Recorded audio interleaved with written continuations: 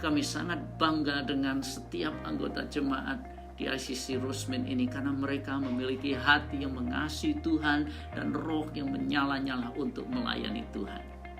Buat saya ICC Rosemead itu seperti keluarga yang dimana saya merasakan kehangatan, keharmonisan yang membuat saya bisa melihat kebaikan Tuhan, melihat kesetiaan Tuhan di dalam jemaat ICC Rosemead ini. Setiap kali ibadah kami diberkati oleh pujian yang luar biasa yang diurapi oleh Tuhan, dan suasana ilahi, ada sukacita, damai sejahtera. Saya teringat di Efesus 2 ayat 19 yang mengatakan bahwa orang-orang percaya adalah anggota-anggota keluarga Allah. Itulah ICC Rosemead yang kami banggakan. Ayat ini berkata keluarga yang sehat rohaninya. Itu adalah dasar atau pilar daripada gereja yang bertumbuh dan berdampak. Dan visi yang kami miliki di tempat ini sesuai dengan pimpinan Tuhan adalah memuliakan Allah atau exalting God, mengasihi sesama, loving others, dan menjangkau dunia, reaching the world, atau disingkat dengan GLOW. Nilai-nilai pelayanan yang kami miliki bersama untuk menggenapkan visi Allah adalah komitmen dan kerendahan hati atau humility, kemudian relasi atau relationship, integritas atau integrity, servanthood atau hati hamba, dan tanggung jawab atau trustworthiness. Jadi kalau disingkat adalah Christ. Karena kita diciptakan oleh gambar dan rupa Allah, maka kita memiliki potensi yang sangat luar biasa. Itulah sebabnya di ICC Rosemead kami memberikan kesempatan untuk setiap orang percaya bertumbuh dewasa di dalam Tuhan melalui keterlibatan mereka di dalam Bible study atau pendalaman Alkitab, pelayanan, dan juga keterlibatan dalam kelompok-kelompok sel. Sehubungan dengan visi dan nilai-nilai yang kami miliki itulah kami ingin untuk dapat menjangkau komunitas, kota, dan bangsa-bangsa. Dalam waktu beberapa saat lagi kita akan segera memulai online service hari ini. Oleh sebab itu persiapkan diri saudara, ambil Alkitab, ambil buku catatan, buka hati saudara untuk memuji, menyembah, dan menerima firman Tuhan yang hidup. Kalau saudara mau mengizinkan Roh Kudus bekerja, maka mujizat dan transformasi akan terjadi. Selamat beribadah dan Tuhan Yesus memberkati.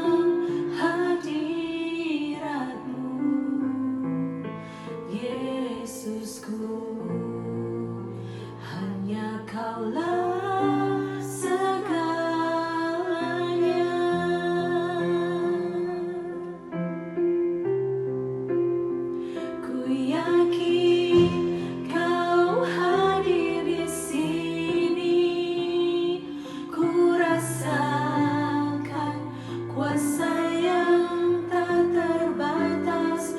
Ku yakin Kau nyata di sini, kemenangan terjadi di sini.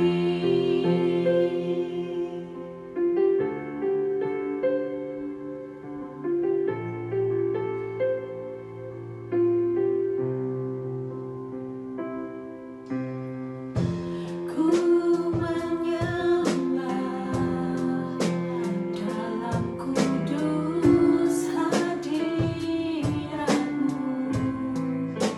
hampiri tahta kasih karunia-Mu Bapa.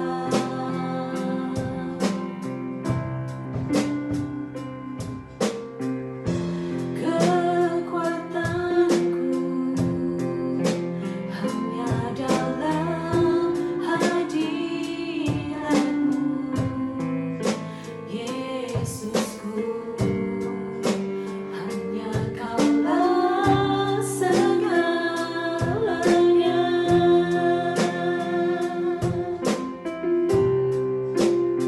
Ku yakin Kau hadir di sini, ku rasakan kuasa yang tak terbatas. Ku yakin Kau nyata di sini, kemenangan terjadi di sini. Segenap jiwaku memuji-Mu, sungguh besar Kau Yesusku. Segenap hatiku menyembah-Mu, Kau besar, Kau besar, Kau besar, Kau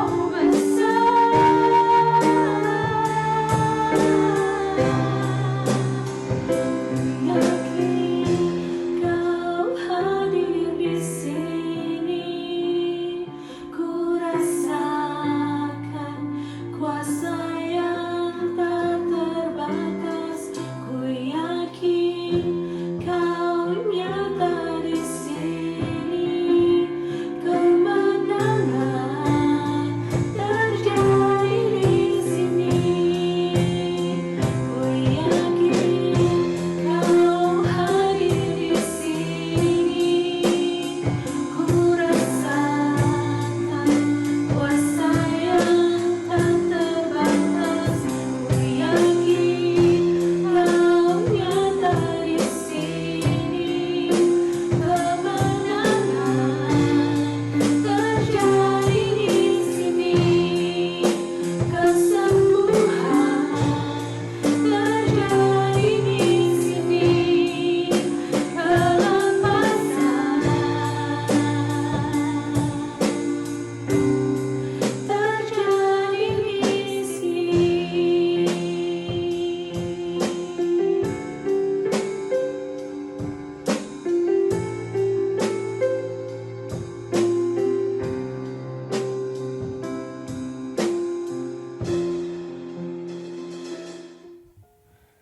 Shalom, saya sampaikan salam dan doa buat Anda dimanapun Anda berada saat ini. Mari kita buka Alkitab kita, dan kita akan membaca 3 ayat saja. Dari Mazmur 131, ayat yang pertama sampai dengan ayat yang ketiga. Oke ya, sekarang buka Alkitab Anda, dan kita baca. Nyanyian Ziarah Daud, Mazmur 131, ayat yang pertama sampai ayat yang ketiga. Firman Tuhan katakan, Tuhan, aku tidak tinggi hati dan tidak memandang dengan sombong. Aku tidak mengejar hal-hal yang terlalu besar atau hal-hal yang terlalu ajaib bagiku. Sesungguhnya, aku telah menenangkan dan mendiamkan jiwaku. seperti anak yang disapih, berbaring di dekat ibunya. Ya, seperti anak yang disapih, jiwaku di dalam diriku. Berharaplah kepada Tuhan, hai Israel, dari sekarang sampai selama-lamanya. Kalau kita mengikuti perjalanan hidup Daud, kira-kira saya ingin tanya, waktu Daud menulis ini kira-kira kondisinya sedang dalam kondisi yang bagaimana? Waktu dia jadi gembala, atau waktu dia baru mengalahkan Goliat, atau dia jadi raja Israel, atau ketika dia jadi raja Israel yang tidak terkalahkan, atau di masa tua ketika semua dia sudah punya. Coba kita renungkan, kita bayangkan, kira-kira kondisi Daud pada waktu itu dalam kondisi apa. Tapi sebelumnya kita doa dulu ya. Mari kita berdoa. Bapa, kami mengucap syukur, berbicaralah pada kami, sesuai dengan firman-Mu yang barusan saja kami baca, berbicaralah pada kami. Kami rindu untuk mengenal Engkau lebih lagi, dan kami bertindak benar dalam hidup kami, supaya hidup kami berkenan di hadapan Tuhan. Dan hidup kami bisa mengalami penggenapan janji Tuhan sepenuhnya. Semua janji Tuhan dipenuhi dalam hidup kami. Terima kasih Bapa, kami bersyukur. Dalam nama Yesus kami berdoa. Amin.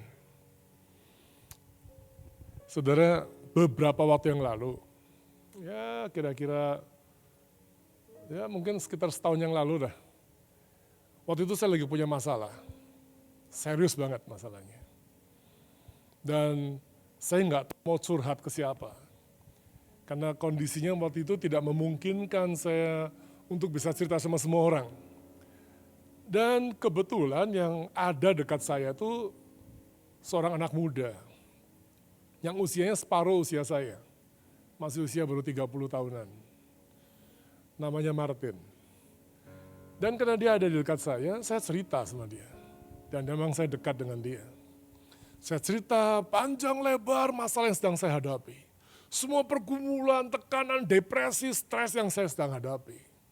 Dan dia dengar serius, kayak dia mendengarnya serius banget.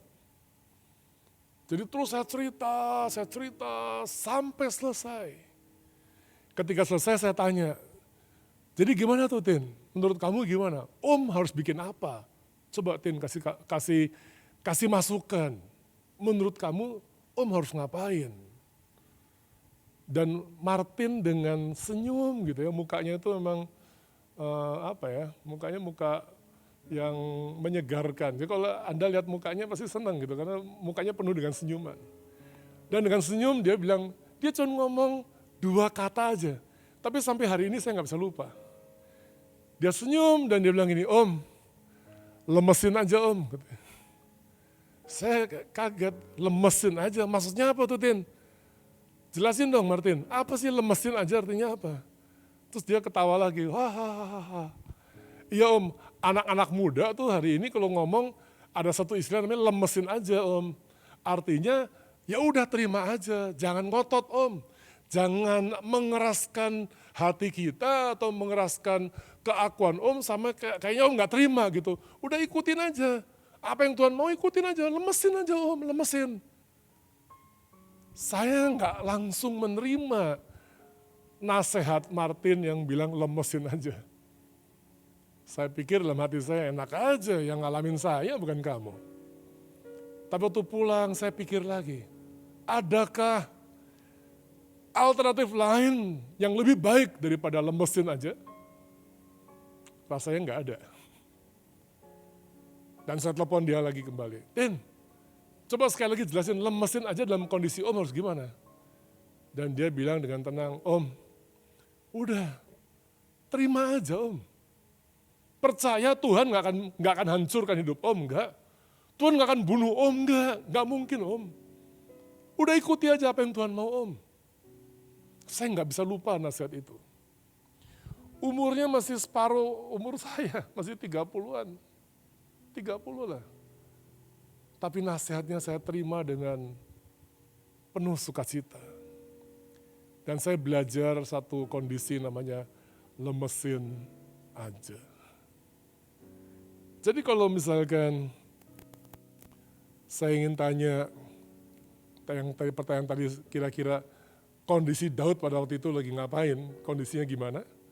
Dia juga sama. Dia dalam kondisi harus melemesin aja gitu, harus lemesin aja. Dia nggak bisa ngapa-ngapain. Kapan sih kira-kira dia nulis ini? Memang Alkitab tidak pernah secara jelas menuliskan kapan Daud itu mengalami kondisi di mana dia harus lemesin aja gitu. Dia nggak tahu, kita banyak orang nggak tahu. Ada beberapa informasi-informasi dan beberapa orang yang mencoba memperkirakan kira-kira kapan sih kejadiannya Daud mengalami keadaan seperti yang dituliskan ini. Diperkirakan. Saat itu Daud baru saja mengalami naiknya karir, puncak karirnya. Dia baru mengalami karirnya melesat naik. Tiba-tiba dari gembala domba langsung naik posisinya. Dan ketika pas naik, tiba-tiba ada masalah besar terjadi. Kapan itu terjadinya?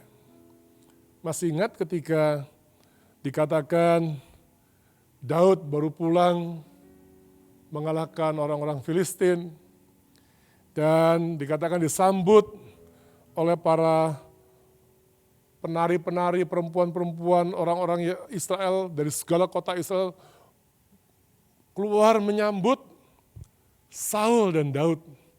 Dan mereka menari-nari dan menyanyi, Saul mengalahkan beribu-ribu, tapi Daud mengalahkan berlaksa-laksa. Hebat kan?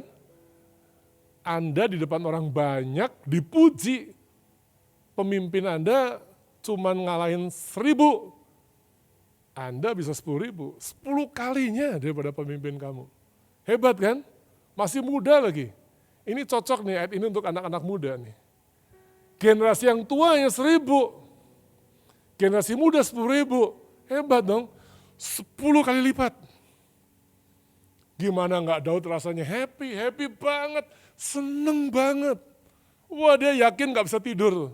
Malam itu kebayang-bayang dia seneng sekali, dia masih menari-nari sama tidur, dia masih terus menari-nari dan memuji-muji Tuhan tidak ada habis-habisnya. Tapi dia nggak pernah berpikir, setelah kejadian itu tiba-tiba firman Tuhan katakan di ayat ke-8, 1 Samuel 18 ayat yang ke-8, lalu bangkitlah amarah Saul dengan amat sangat marah banget. Karena perkataannya itu menyebalkan hatinya. Dan dipikirnya, kepada Daud diperhitungkan berlaksa-laksa, tapi kepadaku hanya beribu-ribu. Nanti akhir-akhirnya jabatan raja bisa jatuh ke tangan dia. Dan mulai hari itu, saudara tahu apa yang terjadi? Saul dengki sama Daud. Dan dia terus berusaha untuk membunuh Daud. Menyingkirkan Daud dari hadapannya. Menyedihkan ya. Di sini saya baru menyadari. Kalau hari ini Anda punya masalah. Jangan pikir hanya Anda yang punya masalah. Semua orang lagi punya masalah. Daud pun juga punya. Kalau hari ini kita sedang hidup di dalam kondisi pandemi COVID-19. Semua orang lagi mengalami hal yang sama.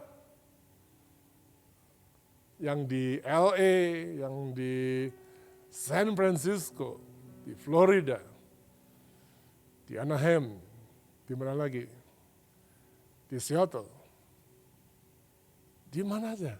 Di Beijing, di Hong Kong, di Mumbai, di semua, New Delhi, Brisbane, Sydney, Jakarta, di Papua, di Tokyo, di mana aja, di Guatemala, di Nicaragua, di mana aja, Nepal, India, kemanapun di seluruh dunia, semua sedang menghadapi kondisi yang sama. kita nggak bisa lari. Dalam keadaan seperti itu, saya jadi suka untuk belajar tentang Daud. Tentang lemesin aja. 1 tahun lalu waktu saya menghadapi masalah itu, mungkin yang punya masalah hanya saya sendirian. Walaupun pasti ada yang lainnya. Tapi hari ini semua punya masalah. Dan yang mengerikan, kita nggak tahu kapan akan selesai. Kita nggak tahu. Dan beritanya, hari ini ketemu vaksinnya, besok lagi belum tentu, nanti ketemu lagi, belum tentu lagi. Kita nggak tahu, nggak jelas. Kondisi yang uncertainty, ambiguity, complexity, volatility, VUCA. Kita bingung, apa yang harus kita kerjakan? Dalam kondisi seperti ini, rasanya nasihat Martin cocok banget. Lemesin aja. Ikuti apa yang Tuhan mau. Ikuti aja. Daud belajar untuk lemesin aja. Saya pun belajar untuk lemesin aja. Making right decision in a bad situation. Dalam kondisi yang paling buruk, kita harus bisa buat keputusan yang paling baik. Daud berhasil membuat keputusan yang sangat baik. Lemesin aja. 1 tahun lalu atas nasihat Martin, saya pun belajar untuk lemesin aja. Dan hari ini pun saya yakin, kalau satu dunia punya masalah yang sama, semua kena corona yang sama, kena COVID-19 yang sama, bahkan katanya Presiden Trump pun juga kena, banyak kepala negara juga kena. Kita nggak bisa apa-apa. Kalau bukan karena Tuhan yang melindungi kita dan meluputkan kita, kita juga nggak bisa apa-apa. Nggak ada kekuatan manusia bisa mengalahkan situasi yang buruk pada hari ini. Kita nggak bisa apa-apa. Makanya saya suka sedih. Ada orang yang tenggang-tengging saya anaknya, ditengking aja tengking. No, sekarang bukan waktu untuk tenggang-tengking. Ini waktunya untuk kita belajar berserah. Berserah sepenuhnya. Daud katakan, Tuhan, aku tidak tinggi hati dan tidak memandang dengan sombong. Aku tidak mengejar hal-hal yang terlalu besar atau hal-hal yang terlalu ajaib bagiku. Dia nggak minta yang hebat-hebat lagi. Padahal dia baru mengalahkan Goliat, padahal dia baru mengalahkan banyak orang Filistin. Padahal banyak wanita sedang menyanyikan lagu yang bunyinya Saul mengalahkan beribu-ribu dan Daud berlaksa-laksa. Tapi dia nggak minta apa-apa lagi. Karena dia udah capek, dia lelah dengan semua masalah yang ada. Yang dia minta Tuhan satu, berikan aku ketenangan Tuhan. Aku sudah nggak kuat. Di sini saya baru sadar saudara. Penghargaan, kesuksesan, uang apa saja. Itu tidak bisa memberikan kita ketenangan ketika menghadapi masalah. Gak bisa. Satu-satunya yang bisa menolong kita untuk bisa tahan banting, pantang mundur, resilient, dibanting mentah lagi gak pecah, dibanting mentah lagi, rebounds, pantang mundur, tidak mudah menyerah. Hanya satu yang bisa, namanya damai sejahtera Tuhan. Hanya itu saja.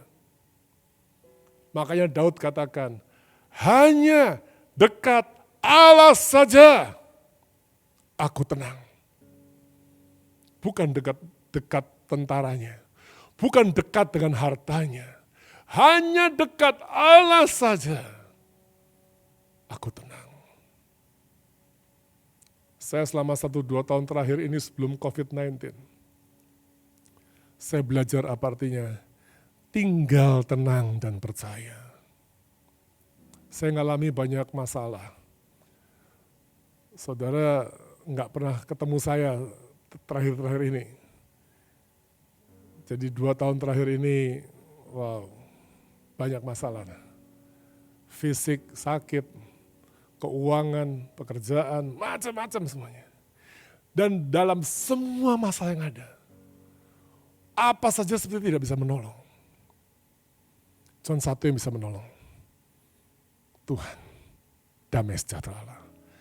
Pengharapan yang dari Tuhan. Makanya Daud katakan, aku tidak tinggi hati, aku tidak memandang dengan sombong, aku tidak mengejar hal-hal yang terlalu besar atau hal-hal yang terlalu ajaib bagiku. Tidak, sesungguhnya aku telah menenangkan dan mendiamkan jiwaku seperti anak yang disapi berbaring dekat ibunya. Ya, seperti anak yang disapi, jiwaku dalam diriku. Sudah tahu anak yang disapi? Anak yang disapi itu tidak pernah nyusu dari ibunya. Karena dia berhenti menyusu dari ibunya. Dan anak itu hanya diam di dalam pelukan ibunya. Enggak dapat apa-apa. Hanya dipeluk. Jadi Daud minta sama Tuhan, aku enggak minta apa-apa. Aku enggak minta yang besar-besar, aku enggak minta yang hebat-hebat. Aku hanya ingin mendekatkan diriku kepadamu seperti anak yang disapi. Aku ingin tenang. Demikianlah jiwaku dalam diriku, aku ingin tenang seperti anak yang disapi. Di dada ibunya demikian aku ingin tenang di hadapan Engkau Tuhan. Saudara, jangan pernah menganggap rendah dengan kata damai sejahtera. Hati-hati. Saya belajari ya, saya cerita dikit ya. Kata damai sejahtera itu dalam bahasa Ibrani-nya shalom. Dalam bahasa Yunani-nya Irene. Artinya itu apa saudara? Artinya tenang. Tenang, utuh. Tidak retak, tidak pecah, utuh. Dan kemudian harmoni. Indah ya. Tenang, utuh, harmoni. Selaras. Bisa bergerak bersamaan. Itu damai sejahtera. Tapi yang hebat lagi apa? Kata damai sejahtera juga ada kata apa? Bahagia. Dan yang satu lagi terakhir adalah makmur. Dicukupkan semuanya. Indah ya. Daud itu hebat. Dia tahu apa yang dia minta. Dia minta ketenangan dari Tuhan. Tapi dalam ketenangan itu semua ada di situ. Makanya dia bisa melahirkan Mazmur yang bunyinya, Tuhan adalah gembalaku dan takkan kekurangan aku. God is my shepherd and I shall not want. Aku gak minta apa-apa lagi. Cukup semuanya bagiku. The Lord is my shepherd and I shall not want. Dia mengerti. Hanya dekat Allah saja. Cukup bagiku. Cukup semuanya. Inilah yang membuat kita bisa resilient. Tahan dalam semua kesulitan. Saya suka dengan Daud, mempelajari gaya hidup Daud, karena sedikit banyak ada mirip-miripnya dengan banyak orang. Daud itu dari kecil tertolak hidupnya. Khususnya karena ayahnya. Ayahnya aneh ya, Daud itu anak paling kecil, tapi bapaknya gak sayang dia. Dia lebih sayang sama kakak-kakaknya, sama abang-abangnya. Daud itu dari kecil tertolak. Jadi ketika dia ketemu dengan Saul dan Saul sangat suka dengan Daud pada awalnya, dia menganggap Saul sebagai ayahnya. Tiba-tiba Saul pun menolak dia. Dan dia 2 kali terluka, saudara. Jadi Daud mengalami satu kondisi yang namanya David's syndrome. Sindroma Daud. Apa sih artinya sindroma Daud? Sindroma Daud adalah orang yang selalu mengasihani dirinya. Bukan mengasihi loh, mengasihani, self pity. Daud itu orang yang sangat self pity, terlalu mengasihani dirinya. Kenapa seperti itu? Karena Daud berkali-kali ditolak. Sehingga dia selalu merasa selalu kurang. Dia senang kalau dipuji orang. Dia senang kalau dianggap hebat. Makanya dia cita-cita dia ingin luar biasa sekali. Tapi tiba-tiba dia sadar ketika dia menghadapi kemenangan, kesuksesan, dan di ujung itu semua ada masalah. Dia merasa tidak berarti. Dan dia baru sadar, dia baru ngerti bahwa di atas segala-galanya, damai sejahtera Tuhan lah yang dia butuhkan. Dia perlu kembali menerima dirinya sendiri. Kalau ada yang punya masalah dengan dirinya, Anda nggak akan pernah bisa survive dalam masalah yang sedang Anda hadapi. Kalau Anda punya David syndrome, Anda harus keluar dari David syndrome. Cara yang pertama gimana? Ada 3 hal ya, 3 langkah, sederhana banget. Yang pertama tuh merendahkan diri. Itu penting banget lah. Daud merendahkan diri, dia bilang Tuhan aku gak minta yang besar-besar, aku gak minta yang hebat-hebat, aku gak minta yang luar biasa, gak minta yang ajaib, tidak mengejar hal yang terlalu besar. Aku menenangkan dan mendiamkan diriku seperti anak yang sapi di dada ibunya. Dia merendahkan diri dan mengosongkan dirinya dan betul-betul dia gak minta apa-apa. Itu kunci pertama, merendahkan diri di hadapan Tuhan. Saya jadi ingat ayat yang bunyinya, dan umatku yang atasnya namaku disebut, merendahkan diri, berdoa dan mencari wajahku, lalu berbalik dari jalan yang jahat. Maka Tuhan katakan, aku akan mendengar doanya dari surga, mengampuni dosanya, dan memulihkan negeri mereka. Kuncinya, passwordnya adalah merendahkan diri. Kenapa banyak orang berdoa, banyak orang mencari wajah Tuhan dan berbalik dari jalan yang jahat, tapi kenapa tidak diberkati Tuhan? Karena tidak merendahkan diri. Kuncinya, passwordnya adalah merendahkan diri. Susah atau gampang? Susah-susah gampang. Seringkali kita sulit untuk bisa menerima bahwa kita harus merendahkan diri. Kenapa harus merendahkan diri? Kita nggak ngerti. Tapi Tuhan mau seperti itu.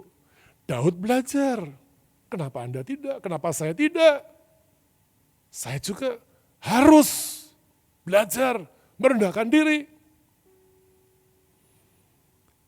Apa sih artinya merendahkan diri? Merendahkan diri artinya adalah menerima diri kita apa adanya. Dan percaya kepada Tuhan sepenuhnya. Dalam kata lain, berdamai dengan Tuhan. Dengan kata lain, juga berdamai dengan dirimu sendiri. Waktu kita merendahkan diri kita bisa terima diri kita dan kita bisa percaya Tuhan sepenuhnya. Kita terima Tuhan dan terima diri kita. Bagus dong. Bagus dong. Kita bisa terima Tuhan, apa adanya Tuhan, apa adanya diri kita. Dan kita menyadari memang kita nggak bisa apa-apa. Saudara mau punya uang berapa banyak pun juga nggak bisa apa-apa kondisi hari ini. Bayangkan berapa juta orang pintar hari ini yang berpikir untuk menemukan yang namanya vaksin COVID-19. Kok sampai hari ini nggak ketemu-ketemu? Berapa juta orang? Gue bilang, oh Pak di sana yang ketemu. Oke, tapi belum menyelesaikan masalah seluruh dunia. Katanya pintar, katanya manusia hidup dalam high-tech. Teknologi yang luar biasa, luar angkasa. Bulan bisa didatangi, Mars bisa dikunjungi. Kenapa hanya vaksin kecil flu aja kita kalah? 100 tahun yang lalu, Amerika pernah mengalami pandemi namanya Spanish flu. Tahun 1918. Dan selesai di 1920. Setelah itu kejadian masalah ekonomi. Kita nggak tahu nih setelah ini ada masalah ekonomi apa tidak. Tapi sementara sedang berjalan memang terjadi juga masalah ekonomi. Kapan selesai kita nggak tahu. Daripada kita memaksakan cari akal, kenapa nggak lemesin aja, kata Martin, lemesin aja. Berdamailah dengan Tuhan. Berdamailah dengan dirimu sendiri. Dan katakan Tuhan, let God be God. Jadilah dirimu apa adanya. Terimalah dirimu apa adanya. Lemesin aja. Daud lakukan itu. Yang kedua, ucapkan syukur dalam segala hal. Saya lagi pulang ke rumah saya. Dan waktu itu saya lupa lah, kondisi saya lagi sedih atau lagi senang saya lupa. Rumah saya di Tangerang, dari Jakarta saya naik jalan tol, tiba-tiba ada truk nyusul. Waktu truk nyusul, di belakang truk itu ada tulisan, di bak truk belakangnya tulisan, jalani jalannya, nikmati prosesnya, syukuri hasilnya. Saya kaget, saudara. Wah, truknya kok rohani banget. Jalani jalannya besar. Nikmati prosesnya. Syukuri hasilnya. Hebat nggak? Jadi kalau kita sedang menghadapi masalah, tetap saya jalani jalannya Tuhan. Nikmati prosesnya, nikmati. Nikmati. Dan syukuri hasilnya. Waktu saya pulang ke rumah, saya cari di Google 3 kata itu. Ternyata itu pepatah yang dituliskan dalam bahasa Arab aslinya. Saya kaget, saudara. Waduh, bagus ya gak ketulungan. Saya anggap itu sebagai satu jawaban untuk saya. Belajar bersyukur atas segalanya. Dan yang ketiga, belajar menyerahkan hak kita. Ingat ya, kita hamba, kita gak punya hak. Tuhan kita yang punya hak, kita gak punya hak. Serahkan pada Dia. Dan waktu kita menyerahkan pada Dia, percaya, Tuhan kita itu Tuhan yang setia. Dia Tuhan yang dapat diandalkan. Karena Dia pernah mengatakan, it is finished, sudah selesai. Artinya kalau Dia sudah melakukan sesuatu, pasti selesai. Jadi jangan takut kalau kita berharap bergantung sama Dia. Dia akan terus bekerja dalam hidup kita sampai selesai. Dia enggak setengah-setengah. Dia nggak akan setengah-setengah. Kalau Dia janji, akan bawa kamu sampai tanah perjanjian, sampai, betul-betul sampai. Kalau ada yang nggak sampai, bukan karena Tuhan nggak bisa, karena Dia bersungut-sungut. Dia nggak bisa ngucap syukur. Karena Dia tidak bisa berdamai dengan Allah. Bangsa Israel dibuang satu generasi. Hanya karena bersungut-sungut, tidak bisa berdamai dengan Tuhan. Di tengah-tengah semua kondisi seperti hari ini, baiklah kita lemesin aja. Yuk, sepakat. Pegang dadanya bilang lemesin aja. Lemesin. Tenang. Lemesin aja. Caranya gimana? Merendahkan diri. Yang kedua, ngucap syukur. Dan yang ketiga, serahkan hak kita. Saudara, di pinggir ranjang saya, ada satu plakat dari kayu yang ditulis oleh seorang anak pendeta. Dan dia juga pendeta. Di tahun 1930 ketika Amerika mengalami Great Economic Depression. Pada itu semua kondisi begitu susah, lebih susah dari hari ini. Great Economic Depression. Orang itu bernama Reinhold Niebuhr. Dan dia mengatakan demikian, God give me the serenity to accept something that I can't change, and courage to change something that I possibly do it, and wisdom to know the difference. Dia bilang, God give me the serenity, berikan aku ketenangan untuk menerima segala sesuatu yang tidak bisa aku rubah, and give me courage to change something that I possibly do it, yang bisa aku lakukan. And wisdom to know the difference. Dia bilang ketenangan untuk bisa menerima. Lemesin aja kira-kira gitu. Yang kedua, kalau memang harus aku yang berubah, berikan aku keberanian. Give me courage. Saya tanya sama Tuhan, apa sih yang bisa kita rubah? Diri kita yang rubah. Kondisi yang kita gak bisa rubah. Lingkungan kita gak bisa rubah. Diri kita bisa rubah. Rubahlah dirimu dan diriku. Seperti Tuhan kehendaki. Tenang untuk menghadapi semuanya. Berikan keberanian supaya aku berubah. Dan hikmat untuk mengetahui perbedaannya. Yuk, lemesin aja. Merendahkan diri, bersyukur, dan serahkan hidupmu. Hak hidupmu. Mari kita berdoa. Bapak, kami mengucap syukur untuk semua kebenaran yang Engkau sudah sampaikan. saya berhenti berbicara. Biar Roh Kudus terus berbicara pada kami. Menyadarkan kami untuk mengambil keputusan yang benar sesuai dengan kebenaran-Mu. Terima kasih Bapa. Kami mengucap syukur. Dalam nama Yesus. Amin. Tuhan berkati.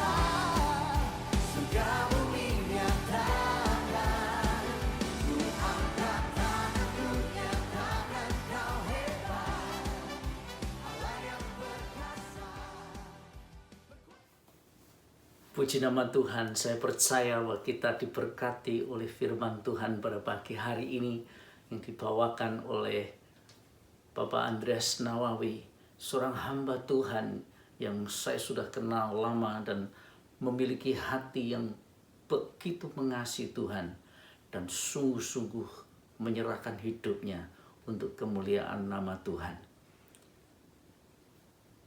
Kita didorong untuk semakin berharap kepada Tuhan saja. Bersyukur dan percaya bahwa Tuhan waktunya pasti tidak pernah terlambat. Saudara yang kekasih, kita akan akhiri ibadah online kita pada pagi hari ini di dalam doa. Tuhan Yesus, terima kasih buat firman-Mu yang sungguh menguatkan kami, bahwa kami boleh menenangkan diri kami di dalam pelukan kasih-Mu. Karena kami percaya bahwa Engkaulah Tuhan yang sangat memperhatikan hidup kami. Terima kasih Tuhan Yesus. Mau berdoa bila berkat-Mu atas umat-Mu pada hari ini. Jemaat yang dikasihi oleh Tuhan, terimalah damai sejahtera yang daripada Allah Bapa, kasih yang di dalam Yesus Kristus, dan persekutuan yang manis dengan Roh Kudus. Dari hari ini sampai Yesus datang kembali. Maranatha. Tuhan Yesus datang segera. Yang mengasihi Tuhan katakan, amin.